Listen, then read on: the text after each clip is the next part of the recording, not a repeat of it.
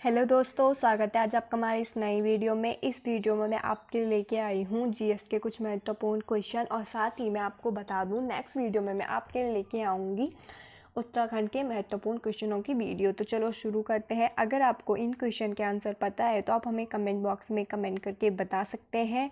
तो चलो शुरू करते हैं। हमारा पहला क्वेश्चन है, महात्मा गांधी दक्षिण अफ्रीका से भारत कब लौटे?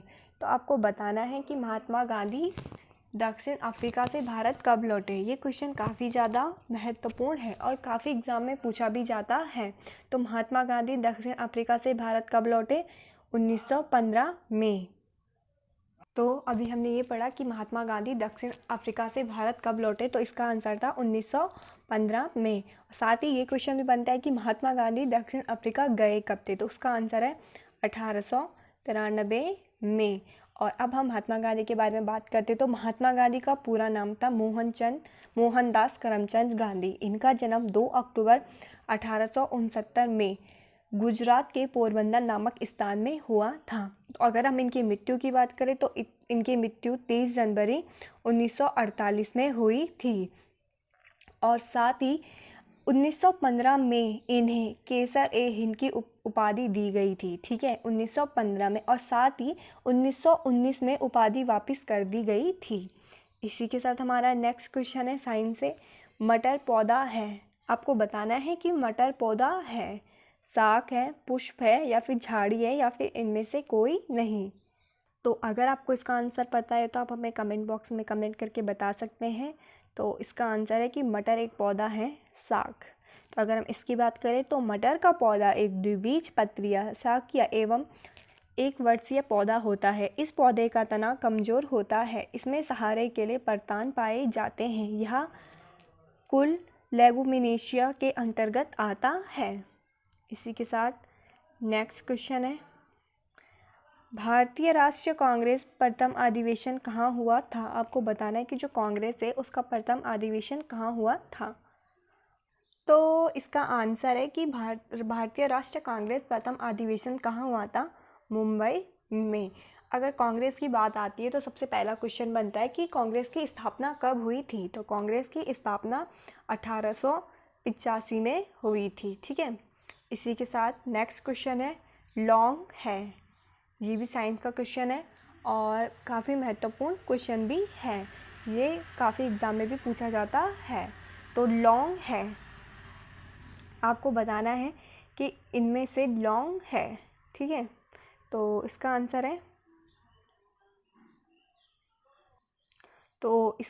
है बीज। और साथ ही इसे सूखे फल के नाम से भी जाना जाता है। जो लौंग है वैसे ज़्यादातर इसे जो सूखे फल होते हैं वो बोला जाता है, बट ऐसे इसका आंसर बीज भी आता है। तो अगर हम लौंग की बात करें तो लौंग वन कलियां हैं जिनका उपयोग भोज्य पदार्थ, दांतों के दर्द निवारक इत्यादि में किया जाता है। लौंग के पौधे का वानस्पतिक नाम, ये भी काफ़ी ज़्यादा महत्वपूर्ण है, साइजियम एरोमेटिकल है, जो कि अगर इसकी हम कुल की बात करें तो मैट्रिस कुल के अंतर्गत आता है। जन्म स्थल इंडोनेशिया को माना गया है। जो इसका जन्म स्थल है वो इंडोनेशिया में माना गया है। इसका उपयोग समस्त विश्व में किया जाता है। यह एक सदाबहार वृक्ष है। इसकी ऊंचाई 10 से 20 मीटर तक होती है तथा इसकी पत्तियां बड़े एवं अंडाकार होती है। इसी के साथ हमारा नेक्स्ट क्वेश्चन है, अंडे में कौन सा विटामिन नहीं पाया जाता है? तो आपको बताना है कि जो एग होता है उसमें कौन सा विटामिन नहीं पाया जाता है। Vitamin A, vitamin C, vitamin D या फिर विटामिन सी। ठीक है, तो इसका आंसर है कि कौन सा विटामिन अंडे में नहीं पाया जाता है, विटामिन सी। और अगर मैं आपको बता दूं विटामिन सी ये हमारे शरीर में आरबीसी बनाने के लिए भी सहायक होता है, विटामिन सी। और साथ ही विटामिन सी छिली हुई सब्जियों को धोने से कौन सा विटामिन निकल जाता है? जो अगर हम छिली हुई सब्जियों को धोते हैं तो उसमें से भी विटामिन सी निकल जाता है। और साथ ही मनुष्य के होंठ किस विटामिन के कमी के कारण फटते हैं? तो इसका आंसर भी है विटामिन सी। और खट्टे में कौन सा विटामिन पाया जाता है? इसका आंसर भी है सी। तो इसी के साथ हमारा नेक्स्ट क्वेश्चन है, सौंदर्य विटामिन किसे कहा जाता है? तो आपको बताना है कि सौंदर्य विटामिन किसे कहा जाता है। इसका आंसर है विटामिन विटामिन ई। ये क्वेश्चन काफ़ी ज़्यादा महत्वपूर्ण है कि सौंदर्य विटामिन किसे कहा जाता है, विटामिन ई। ठीक है। शरीर में बनने वाले हानिकारक रसायन को कौन सा विटामिन नष्ट करता है, तो इसका आंसर भी होगा विटामिन ई। ठीक है। तो अब नेक्स्ट क्वेश्चन है, शुष्क बर्फ है, तो आपको इसका आंसर बताना है। तो इसका आंसर है जमी हुई कार्बन डाइऑक्साइड। ठोस कार्बन डाइऑक्साइड को शुष्क बर्फ या शुष्क हिम भी कहा जाता है। यह गर्म करने पर सीधे ही गैस में परिवर्तित हो जाता है। इसका उपयोग आइसक्रीम के निर्माण तथा प्रभावकारी शीतलक के रूप में किया जाता है। इसी के साथ नेक्स्ट क्वेश्चन है, कौन सा जानवर 6 दिन तक अपनी सांस रोक सकता है, तो आपको बताना है कि वह कौन सा जानवर है जो 6 दिन तक अपनी सांस रोक सकता है, तो इसका आंसर है बिच्छू। ठीक है। इसी के साथ नेक्स्ट क्वेश्चन है, वर्षा की बूंद की गोलाकार आकृति का कारण है। जो वर्षा की बूंदें होते हैं उनका गोलाकार आकृति का कारण क्या है, तो आपको ये बताना है कमेंट बॉक्स में कमेंट करके। तो इसका आंसर है कि वर्षा की बूंद गोलाकार आकृति का कारण है। इसका आंसर है पृष्ठ तनाव के कारण इनकी आकृति गोलाकार होती है। किसी दिए गए आयतन के लिए गोलाकार आकृति का पृष्ठ का क्षेत्रफल अन्य आकृतियों के पृष्ठ क्षेत्रफल से कम होता है। पृष्ठ तनाव के गुण के कारण द्रव में स्वतंत्र पृष्ठ न्यूनतम क्षेत्रफल घेरने का प्रयास करता है, अतः वर्षा की बूंदें गोलाकार होती हैं। इसी के साथ नेक्स्ट क्वेश्चन है, रक्तदाब नापने के यंत्र का नाम है। आपको बताना है कि रक्तदाब नापने के यंत्र का नाम क्या है, तो इसका आंसर है स्फेग्नोमैनोमीटर। ठीक है। इसी के साथ हमारा नेक्स्ट क्वेश्चन है, ये क्वेश्चन हमारा नेशनल पार्क से है। राजीव गांधी नेशनल पार्क कहाँ स्थित है, तो आपको बताना है कि राजीव गांधी नेशनल पार्क ये कहाँ स्थित है, आंध्र प्रदेश में, त्रिपुरा में, उड़ीसा में या फिर केरल में। तो अगर आपको इसका आंसर पता है तो आप हमें कमेंट बॉक्स में कमेंट करके बता सकते हैं कि ये पार्क कहाँ स्थित है। तो इसका सही आंसर होगा आंध्र प्रदेश में। ठीक है।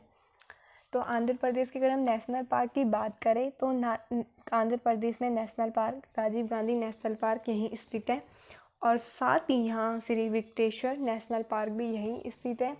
पापीकोला नेशनल पार्क भी यहाँ स्थित है। मिर्गावनी नेशनल पार्क भी यहीं स्थित है। इसके बाद हमारा नेक्स्ट क्वेश्चन है, सलीम अली अभयारण्य कहाँ स्थित है, तो आपको बताना है कि सलीम अली अभयारण्य कहाँ स्थित है, तो इसका आंसर है गोवा। और साथ ही मैं आपको बता दूं कि जो सलीम अली अभयारण्य है पक्षी अभयारण्य है। इसी के साथ गोवा में एक और अभयारण्य पाया जाता है, भगवान महावीर अभयारण्य। ठीक है।